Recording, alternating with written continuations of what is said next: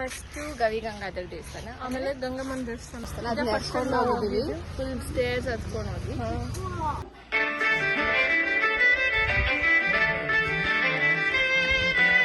Hello guys, welcome back to Sannidhi's on YouTube channel. ನಾವಿವತ್ತು ಗವಿಗಂಗಾಧರ ದೇವಸ್ಥಾನಕ್ಕೆ ಬಂದಿದ್ದೀವಿ. ಈ ದೇವಸ್ಥಾನ ಇರೋದು ಬೆಂಗಳೂರಲ್ಲಿರುವ ಗವಿಪುರದಲ್ಲಿ. ಸೊ ಈ ಗವಿಗಂಗಾಧರ ದೇವಸ್ಥಾನ ಬೆಂಗಳೂರಿನ ತುಂಬ ಹಳೆಯ ದೇವಸ್ಥಾನ. ಇದು 16ನೇ ಶತಮಾನದಲ್ಲಿ ಕೆಂಪೇಗೌಡರು ಕಟ್ಟಿರೋದು ಅಂತ ಹೇಳ್ತಾರೆ. ಸೊ ಇಲ್ಲಿನ ವಿಶೇಷತೆ ಅಂದರೆ ಈ ದೇವಾಲಯ ಗುಹೆಯೊಳಗೆ ನಿರ್ಮಿತವಾಗಿದೆ. ಸಂಪೂರ್ಣವಾಗಿ ಕಲ್ಲಿಂದ ಇದನ್ನ ಕೆತ್ತಿದ್ದಾರೆ. ತುಂಬ ಚೆನ್ನಾಗಿದೆ ದೇವಸ್ಥಾನ. ಈ ದೇವಸ್ಥಾನದ ಮುಂದೆ 2 ಕಲ್ಲಿನ ಕಂಬಗಳಿದೆ. ಸೂರ್ಯ ಮತ್ತು ಚಂದ್ರ ಅಂತ ಸಂಕೇತ ಸೂಚಿಸುತ್ತೆ. ಇಲ್ಲಿ ಮಕರ ಸಂಕ್ರಾಂತಿ ಹಬ್ಬದ ದಿನ ಸೂರ್ಯನ ಕಿರಣಗಳು ನಂದಿ ಕೊಂಬುಗಳ ಮಧ್ಯೆ ಹೋಗಿ ಶಿವನ ಮೇಲೆ ಬೀಳುತ್ತೆ. ಇದನ್ನು ನೋಡೋಕ್ಕೆ ತುಂಬ ಸಾವಿರಾರು ಜನ ಇಲ್ಲಿ ದೇವಸ್ಥಾನಕ್ಕೆ ಬರ್ತಾರೆ. ಇಲ್ಲಿ ದೇವರಿರೋದು ಶಿವನ ದೇವಸ್ಥಾನ ಇದೆ. ಮತ್ತು ಇದರೊಳಗೆ ಪಾರ್ವತಿ ದೇವಿ, ಗಣೇಶ, ಸುಬ್ರಹ್ಮಣ್ಯ, ನಂದಿ ದೇವರು ಕೂಡ ಇಲ್ಲಿ ಇದೆ. ಮತ್ತು ಈ ದೇವಸ್ಥಾನದ ರಹಸ್ಯ ಅಂದರೆ ಇಲ್ಲಿ ಸುರಂಗ ಇದೆ ಅನ್ನೋ ನಂಬಿಕೆ ಇದೆ. ಇದು ಕಾಶಿಗೆ ಹೋಗುತ್ತೆ ಅಂತ ಜನ ಹೇಳ್ತಾರೆ. ಫ್ರೆಂಡ್ಸ್, ನಾವು ದೇವಸ್ಥಾನದ ಒಳಗಡೆ ವಿಡಿಯೋ ಮಾಡೋಕ್ಕೆ ನಮ್ಗೆ ಅಲೋ ಮಾಡಿಲ್ಲ. ಅದಕ್ಕೆ ನಾವು ಆಚೆ ಕೂತ್ಕೊಂಡು ಧ್ಯಾನ ಮಾಡಬೇಕಾದ್ರೆ ವಿಡಿಯೋ ಮಾಡಿದ್ದೀವಿ. ಇದರೊಳಗಡೆ ಎಷ್ಟೊಂದು ಗುಹೆ ಥರ ಇದೆಯಲ್ವಾ, ಅಲ್ಲೆಲ್ಲ ಲಾಕ್ ಮಾಡಿದ್ದಾರೆ. ಅದೇ ಒಳಗಡೆ ಹಂಗೆ ಹೋದರೆ ಶಿವಗಂಗೆವರೆಗೂ ಹೋಗ್ಬೋದು, ಹಾಗೆ ಕಾಶಿವರೆಗೂ ಹೋಗ್ಬೋದಂತೆ. ಇದೆಲ್ಲ ಮುಚ್ಚೋಗಿದೆ, ಮಣ್ಣಲ್ಲೆಲ್ಲ ಕುಸ್ತಿಯಲ್ಲ. ಅವಾಗೆಲ್ಲ ಹಂಗೆ ಹೋಗ್ತಾ ಇದ್ದಾರೆ. ಅವಾಗ ಯಾರೋ ಒಂದು ಮಗುನ ತೇಲ್ಬಿಟ್ಟಿದ್ರಂತೆ ನೀರೆಲ್ಲ, ಎಳೆ ಮಗುನ ನೀರಿತ್ತಂತೆ ಅವಾಗ. ಅದು ಹಂಗೆ ಒಂದು ಶಿವಗಂಗೆ ಸಿಕ್ಕಿತ್ತಂತೆ ಅಂತ ಕತೆಗಳು. ಫ್ರೆಂಡ್ಸ್, ಈ ದೇವಸ್ಥಾನದ ಪಕ್ಕ ಒಂದು ಸ್ಕೂಲ್ ಇದೆ. ಈ ಸ್ಕೂಲಲ್ಲೇ ರಜನಿಕಾಂತ್ ಓದಿರೋದು. ನೀವು ನೋಡ್ಬೋದು, ನೋಡಿ ಅವ್ರ ಫೋಟೋ ಎಲ್ಲ ಹಾಕಿದ್ದಾರೆ ಇಲ್ಲಿ. ನೋಡಿ, ಸೂಪರ್ ಸ್ಟಾರ್ ರಜನಿಕಾಂತ್ ಓದಿರೋದು ಇಲ್ಲಿ. ಅವಾಗ ಅವ್ರು ಬಂದು ನೋಡ್ಕೊಂಡು ಹೋಗ್ತಾರೆ ಫ್ರೆಂಡ್ಸ್. ಈ ಸ್ಕೂಲ್ನ ಬರ್ತಿರ್ತಾರೆ ಅವಾಗವಾಗ. ಬಂದಿದ್ದು ಶ್ರೀ ಬಂಡೆ ಮಹಾಕಾಲಭೈರೇಶ್ವರ ದೇವಸ್ಥಾನಕ್ಕೆ. ನಾವು ಅಲ್ಲಿಂದನೂ ಅಂದರೆ ಗವಿಗಂಗಾಧರ ದೇವಸ್ಥಾನದಿಂದ ಈ ದೇವಸ್ಥಾನಕ್ಕೆ ಅಲ್ಲಿಂದ ನಡ್ಕೊಂಡೇ ಬಂದ್ವಿ.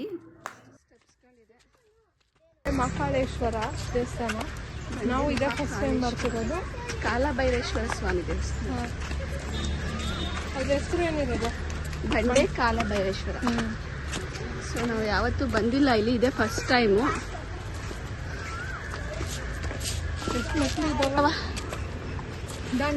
ಆಯ್ತು, ಅಲ್ಲಿಂದ ನಡ್ಕೊಂಬಂದವಳು ಗೈಸ್. ಇಲ್ಲೂ ಮೆಟ್ಲು ಹತ್ತಿಸ್ತಾವಳೆ. ಇಷ್ಟು ಮೆಟ್ಲತ್ತೆ ಸುಸ್ತಾಗೋಯ್ತಾ. ಇದೋ ಬೇಗ ಸನ್ನಿಧಿ ಗೆಡ. ಸುಸ್ತಾಯ್ತಮ್ಮ ಸಮಕ್ ನಿನಗೆ?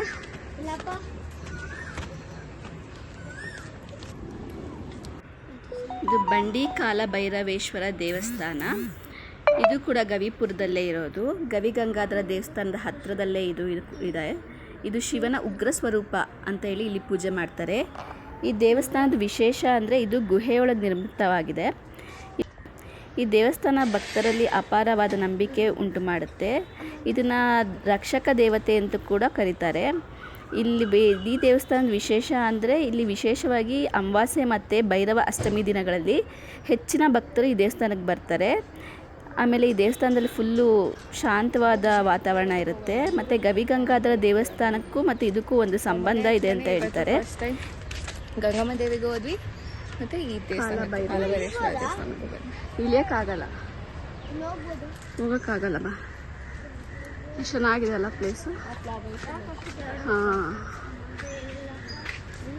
ಇವಾಗೆಲ್ಲ ಈ ಕಲರ್ ಫ್ಲವರ್ಸೇ, ಯೆಲ್ಲೋ ಫ್ಲವರ್ಸ್ ಎಲ್ಲ ಆಗೋಯ್ತು. ದೇವರುಗಳು ಇಲ್ಲೊಂದಿದೆ.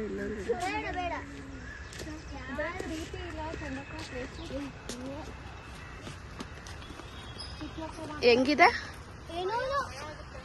ಯಾಕೆ ಹೇಳಿ, ಯಾವ್ಯಾವ ದೇವಸ್ಥಾನಕ್ಕೆ ಹೋಗಿದ್ರಿ?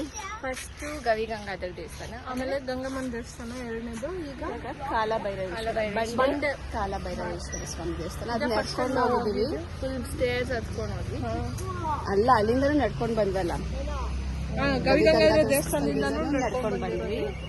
2 ದೇವಸ್ಥಾನ 3 ದೇವಸ್ಥಾನ ನಡ್ಕೊಂಡು ಬಂದಿದ್ದೀವಿ. ದೇವಸ್ಥಾನ ನೋಡಿದ್ದೀವಿ. ಹೇಳು. ತುಂಬ ವರ್ಷನೇ ಆಗಿತ್ತು ನಾವು ಈ ದೇವಸ್ಥಾನಗಳಿಗೆಲ್ಲ ಹೋಗಿ. ವರ್ಷ ಅಲ್ಲ, ಇದೇ ಫಸ್ಟ್ ಟೈಮ್ ನಾವು ಈ ದೇವಸ್ಥಾನಕ್ಕೆ ನಾನು ಇದೇ ಫಸ್ಟ್. ನಾನು ಅಷ್ಟೇ ಇದೆ ಫಸ್ಟ್ ಟೈಮ್. ಇದು ಎದುರುಗಡೆನೆ ಜಿಂಕೆ ಪಾರ್ಕ್. ಹೋಗಿ ತುಂಬ ವರ್ಷನೇ ಆಗೋಗಿತ್ತು. ಜಿಂಕೆ ಪಾರ್ಕ್ ಎದುರಿಗೆ ನಮ್ಮಮ್ಮ ಇಲ್ಲೇ ವಾಕಿಂಗ್ ಬಂದಿರೋದು ಇವತ್ತು. ಅಲ್ಲ, ಜಿಂಕೆ ಪಾರ್ಕ್ ಅಲ್ಲ, ಇದು ಕೆಂಪಾಪತಿ ಕೆರೆ ರೌಂಡ್. ಕೆಂಪಾಪತಿ ಕೆರೆ ಆ ಕಡೆ ಕಡೆ ಜಿಂಕೆ ಪಾರ್ಕ್. ಎರಡು ಇದಾವೆ ವಾಕಿಂಗ್. ಯಾರಾದ್ರೂ ಈ ಕಡೆ ಬಂದಾಗ ದೇವಸ್ಥಾನಕ್ಕೆ ಬನ್ನಿ, ಚೆನ್ನಾಗಿದೆ ದೇವಸ್ಥಾನ.